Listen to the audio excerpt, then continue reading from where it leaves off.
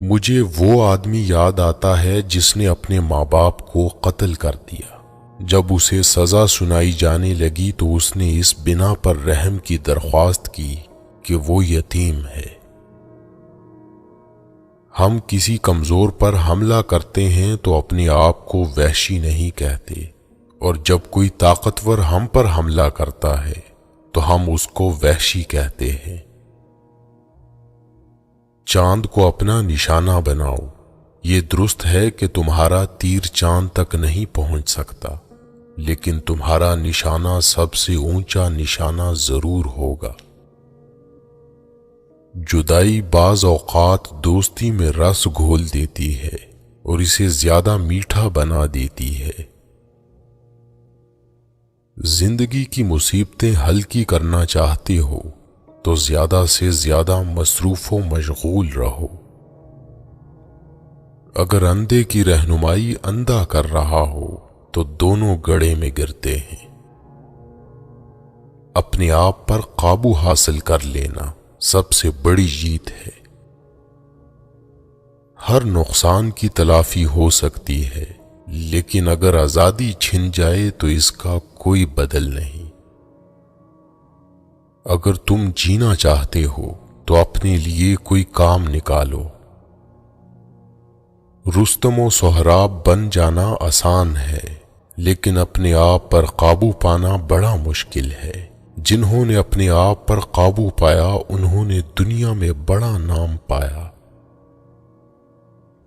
جو اپنے دماغ پر پورا قابو رکھتا ہے وہ ہر اس چیز کو سمجھنے میں کامیاب ہوگا جسے وہ حاصل کرنا چاہتا ہے۔ مصیبتیں پریشان کرنے کے لیے نہیں، ہمیں بیدار کرنے کے لیے آتی ہیں۔ جو مصیبت کا بوجھ اٹھائے گا وہی کامیاب زندگی کا مالک ہوگا۔ غصہ عارضی دیوانگی ہے۔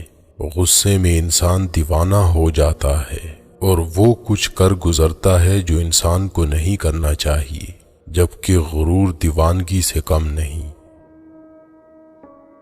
دوسروں کی مصیبت میں وہی کام آتا ہے جو کہ خود بھی مصیبت میں مبتلا رہ چکا ہو۔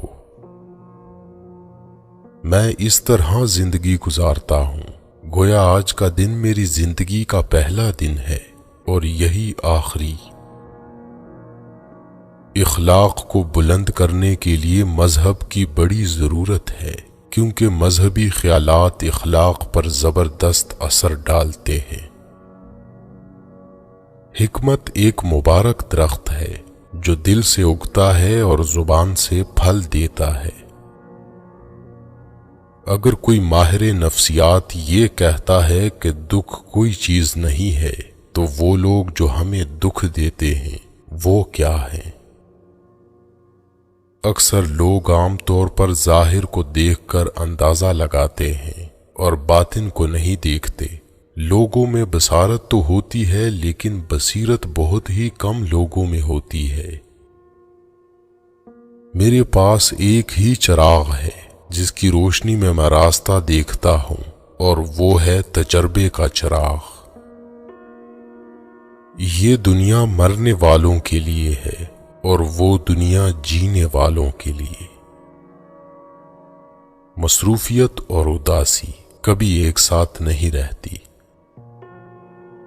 آزادی کا درخت صرف اسی وقت پھولتا پھلتا ہے جب آمروں کے خون سے اس کی آبیاری کی جائے۔ پرانی کہاوت ہے کہ خوشامد بے وقوفوں کی غذا ہے، اس کے باوجود بعض اہل تمیز بھی اس غذا سے بہرہ ور ہونے کو برا نہیں سمجھتے۔ زندگی ایک غیر ملکی زبان ہے جس کا تلفظ ہر کوئی غلط ادا کرتا ہے۔ آپ کی کامیابی میں کوئی ایسی چیز ضرور ہے جس سے آپ کے بہترین دوست بھی ناخوش ہیں۔ نکمی سے نکمی بات کی حمایت کے لیے بھی کوئی نہ کوئی حمایتی نکل ہی آتا ہے۔ دولت مندوں کے لیے سب سے مشکل کام غریبوں کی حالت زار کو سمجھنا ہے۔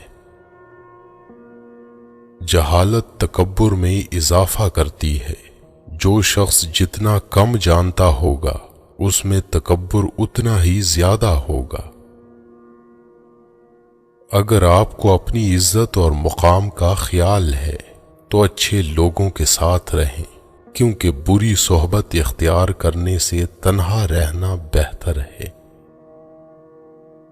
کتاب ہی وہ واحد چیز ہے جو ہمیشہ زندہ رہتی ہے۔ ہر ناکامی اپنے دامن میں کامرانی کا پھول لیے ہے، لیکن شرط یہ ہے کہ کانٹوں میں الجھ کر نہ رہ جائیں۔ غصہ کرنے کا مطلب ہے کہ ہم دوسروں کی غلطیوں کا انتقام اپنے آپ سے لیتے ہیں، اور یہ کس قدر مذاقہ خیز بات ہے۔ جو شخص گھٹیا چیزوں کی تعریف گھٹیا طریقے سے کرے وہ خود بھی گھٹیا ہے۔ غریب وہ نہیں جس کے پاس تھوڑا ہے، بلکہ وہ ہے جسے بہت زیادہ کی خواہش ہے۔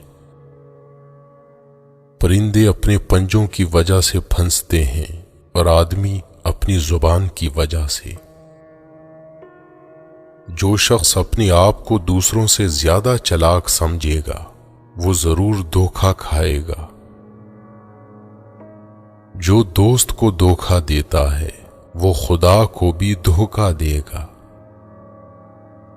اپنی 5 چیزیں ہمیشہ راز میں رکھیں: اپنے ارادے، اپنے ذاتی اہداف، اپنے خاندانی معاملات، اپنی دولت اور املاک، اپنے روحانی خیالات و تجربات۔